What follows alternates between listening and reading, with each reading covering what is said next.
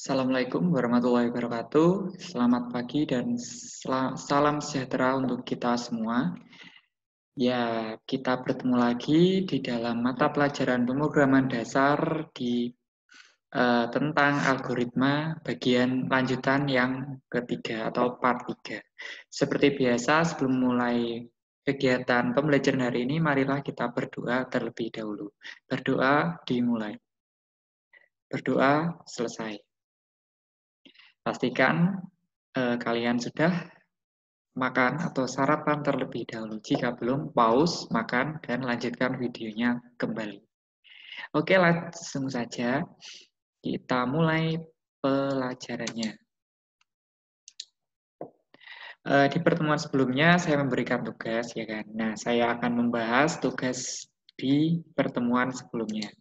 Soalnya adalah buatlah algoritma menghitung jari-jari lingkaran dengan luas 154 cm menggunakan flowchart dan pseudocode. Jadi di dalam soal minggu lalu ini saya menyuruh kalian untuk membuat dua jenis algoritma yaitu flowchart dan pseudocode. Yang pertama adalah yang saya bahas menggunakan flowchart terlebih dahulu.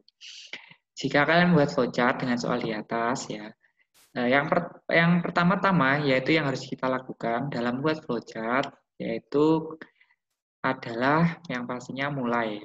Apapun jenis algoritmanya, pastikan ada kata mulai terlebih dahulu. Karena ini di dalam flowchart ya, jadi simbol yang digunakan untuk kata mulai adalah simbol terminator ya. Simbol terminator seperti ini. Kemudian pastikan ada panahnya ya, arah aliran datanya atau arah programnya kemana. Nah ini ke bawah ya. Kemudian adalah simbol preparation ya. Ya di sini kita akan mempersiapkan apa saja yang diperlukan untuk menghitung atau menghitung jari-jari lingkarannya ya kan. Yang diketahui di sini adalah luas. Nah, di sini luasnya sebesar 154. Ya, saya masukkan ke dalam variabel bernama L. Kalian tahu kan variabel? Nah, variabel itu adalah peubah ya, nilai yang dapat berubah-ubah. Nah, variabel ini tentunya kalian tidak asing ya. Pasti sudah pernah mendengarnya yaitu di pelajaran matematika. Kemudian yang bisa diketahui lagi adalah pi. Pi ini adalah konstanta atau nilai tetapan ya kan. Jadi kebalikan dari variabel, pi itu adalah nilai tetap. Kalau variabel nilai yang dapat berubah-ubah. Kalau konstanta itu nilainya tetap. Yaitu pi dari dulu sampai sekarang nilainya adalah 22/7. Jika sudah kita menyiapkan apa saja yang diperlukan atau variabel-variabelnya apa saja, kemudian langsung ke tahap berikutnya yaitu prosesnya ya kan. Proses disimbolkan dengan simbol persegi panjang. Nah, prosesnya untuk mencari jari-jari adalah akar ya kan. Akar luas dibagi pi. Jadi untuk mencari luas kan biasanya adalah pi dikali jari-jari kuadrat. Nah, untuk jari-jarinya, luasnya, jadi tinggal membalikkan rumusnya luas lingkaran. Jadinya akar kali akar lebar dibagi luas dibagi dibagi pi atau konstantanya. Nah, jika prosesnya sudah, pastinya adalah hasilnya ya kan. Kita harus menampilkan hasil dari prosesnya. Nah, hasilnya adalah disimbolkan dengan bentuk jajar gijang. Jadi menampilkan R ya. R ini variabel jari-jarinya. Nah, dari prosesnya tak hitung tadi, yaitu luas 154 dibagi 22/7 ini, hasilnya adalah 7. Kemudian kita sampai di penghujung algoritmanya atau flowchartnya. Nah, pastikan selalu diakhiri dengan kata selesai dan diletakkan di dalam simbol terminator ini atau elips ya untuk kapsul ini. Seperti itu untuk flowchart. Untuk jawaban kalian yang mirip seperti ini, saya ucapkan selamat ya. Yang belum mirip seperti ini atau masih kurang betul, bisa dipelajari lagi video sebelumnya. Nah, kemudian algoritma jenis pseudocode ya. Nah, untuk pseudocode ini aturannya yang pertama itu adalah kalian tulis program, kemudian judul programnya. Karena ini menghitung jari-jari, jadi namanya adalah hitung jari-jari. Dan pastikan tidak ada spasinya. Ya, jadi diusahakan satu kata. Kalau memang lebih dari satu kata itu dihilangkan spasinya atau menggunakan underscore. Nah, kemudian setelah judulnya selesai, kalian tulis start-nya. Seperti pada umumnya algoritma pasti ada kata start atau mulai. Dan di sini katanya pakai bahasa Inggris ya, start. Atau mulai pun juga bisa, bebas sebenarnya. Di sini saya pakai bahasa Inggris, start. Kemudian kata-kata selanjutnya adalah deklarasi. Deklarasi ini sama dengan tahap flowchart yang sebelumnya, yaitu preparation ya. Yaitu kita menyiapkan variabel-variabelnya atau komponen-komponen apa saja yang diperlukan untuk hitungnya. Nah, di sini ada variabel L yang diketahui kan luasnya. Luasnya ada 154. Ya kan, 154. Kemudian konstantanya yang saya diketahui ya kan adalah 22/7. Nah, di sini saya kasih variabel R-nya ya sama dengan 0 karena memang belum diketahui ya. Jadi saya kasih nilainya 0 untuk nilai awalnya. Nah, kemudian tulis kata algoritma, dan kemudian di sini adalah proses hitungnya di bawah kata algoritma. Proses hitungnya yaitu variabel R, ya. R sama dengan itu akar luas dibagi B. Rumusnya sama seperti yang tadi. Nah, jika sudah, untuk menampilkannya adalah kata-kata write atau tulis ya. Write.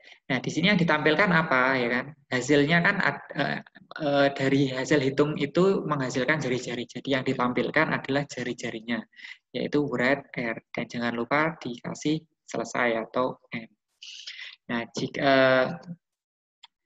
bisa mencocokkan ya hasilnya tugasnya minggu kemarin dengan pembahasan ini. Nah, jika belum sama, bisa dipelajari lagi. Nah, jika yang sudah sama, saya ucapkan sekali lagi selamat. Sudah benar ya.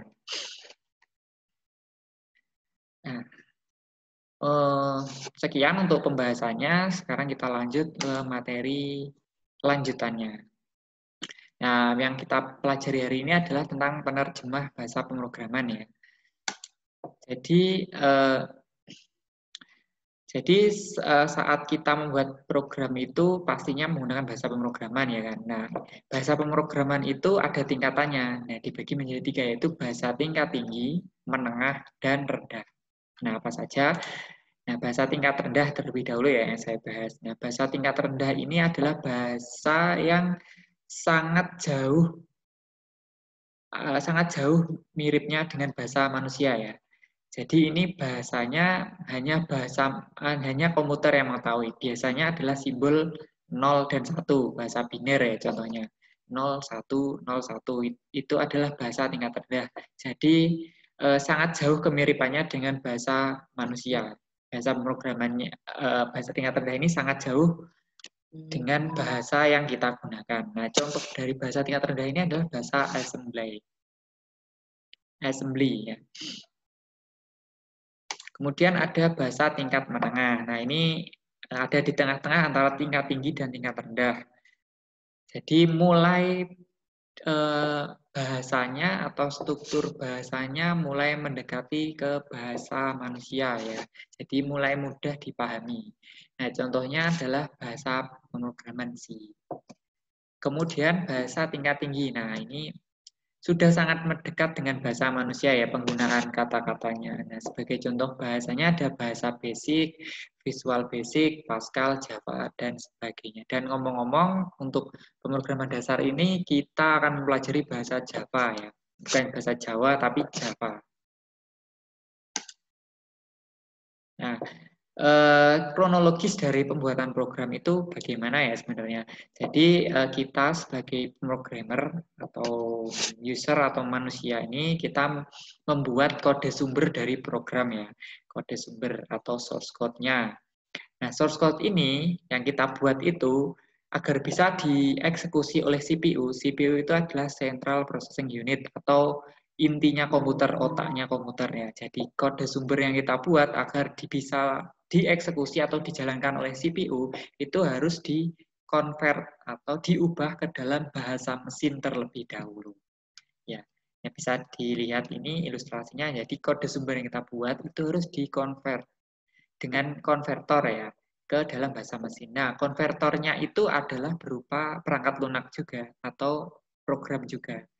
Nah, jadi di dalam dunia komputer itu ada namanya perangkat lunak dan perangkat keras ya kan.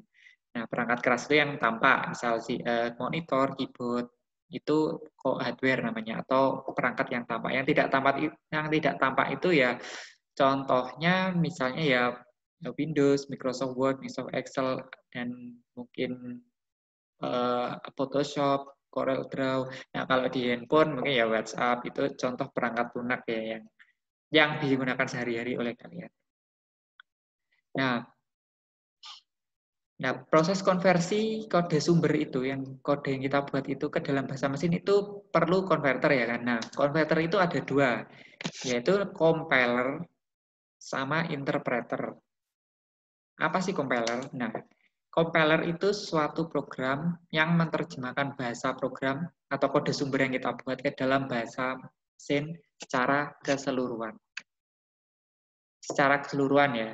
Jadi ketika kita membuat kode sumber itu seperti kita menulis atau mencatat pada umumnya. Jadi kita memprogram itu seperti kita mencatat di buku ya. Jadi baris per baris. Jadi ada baris 1, 2, 3, 4. Nah, tergantung seberapa kompleks program yang kita buat. Semakin kompleks program yang kita buat, maka semakin banyak baris yang kita buat atau kita ketik ya.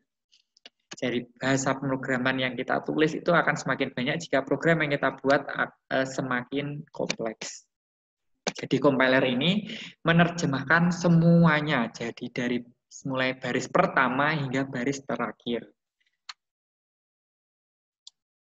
Nah, kemudian yang interpreter ini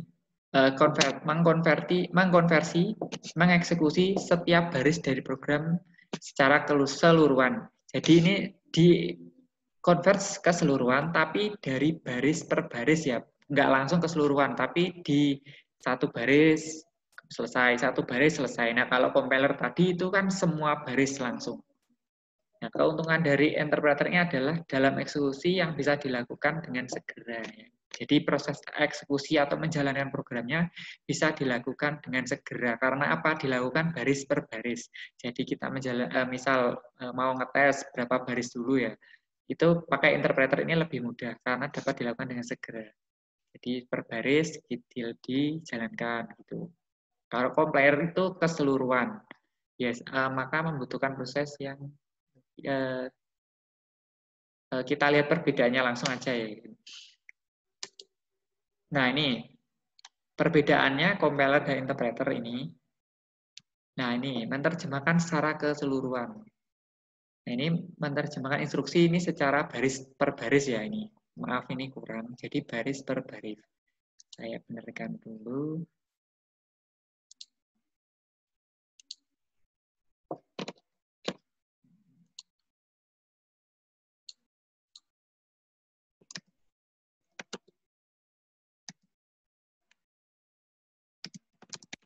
Baris per baris yang sudah saya benarkan kata-katanya.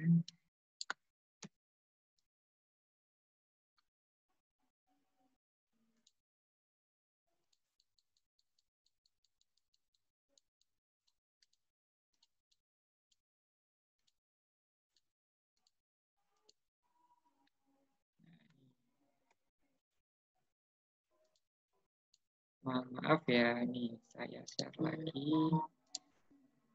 Nah, ini bedanya ya, untuk yang compiler, ini sebelah sini, yang ini interpreter. Nah, untuk yang compiler ini proses pekerjaan programnya lebih cepat ya. Yang sedangkan untuk yang interpreter ini proses pengerjaannya lebih lambat. Karena apa? Dari satu baris ke satu baris diteliti satu baris. Jadi prosesnya memakan waktu yang lebih lama. Yang sedangkan compiler ini lebih cepat karena langsung keseluruhannya. Kemudian keamanan dari program itu lebih terjamin, sedangkan yang untuk interpreter ini keamanan dari program kurang terjamin. Seperti itu. Oke, untuk materi hari ini cukup singkat ya, karena memang sudah habis. Nah, untuk pertemuan berikutnya saya akan mengadakan penilaian harian. Dan untuk pertemuan hari ini saya tidak memberikan tugas, silakan langsung absen di dalam form yang saya bagikan di grup WA ya. Oke, terima kasih. Sekian, wassalamualaikum warahmatullahi wabarakatuh.